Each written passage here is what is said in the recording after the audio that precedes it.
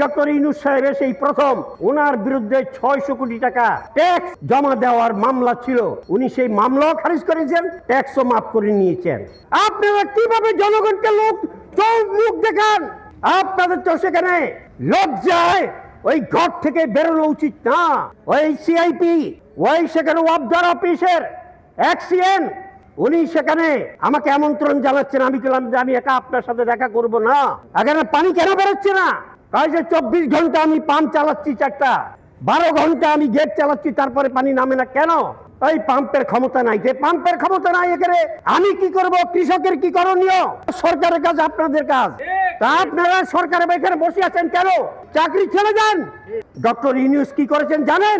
ওই ডক্টর ইউনূস সাহেবের সেই প্রথম ওনার বিরুদ্ধে 600 কোটি টাকা ট্যাক্স জমা দেওয়ার মামলা ছিল, উনি সেই মামলাও খারিজ করেছেন, ট্যাক্সও মাফ করে নিয়েছেন। উনি কি করলেন? গ্রামীণ ব্যাংকের মালিকানা ছিল জনগণের 25 ভাগ, এখন মালিকানা আছে 10 ভাগ 15 ভাগ উনি তুলে নিয়ে গেছেন। এর নাম কি উন্নতি? তারপরে সেখানে ওই জাপানের লোক পাঠাবেন, সেই টাকা দোকানের লোক পাঠাবার যে লাইসেন্স, সেইটা ওনার প্রতিষ্ঠানের নামে করছেন। ইলন মাস্ক একজন ধনকুব, তার যে স্টারলিংক নামে সেখানে আরো দ্রুত গতি সম্পন্ন একটা ইন্টারনেট কোম্পানি আছে, সেই কোম্পানির মালিকানা এজেন্ট সেখানে ডক্টর ইউনূস সাহেব তার নিজের নাম প্রতিষ্ঠানের নামে আনছেন। মানে কি?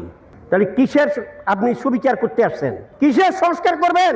কিসের ন্যায় বিচার প্রতিষ্ঠা করবেন? আপনি নিজেই তো দুর্নীতিতে নিমজ্জিত। আপনি সুদখোর মহাজন।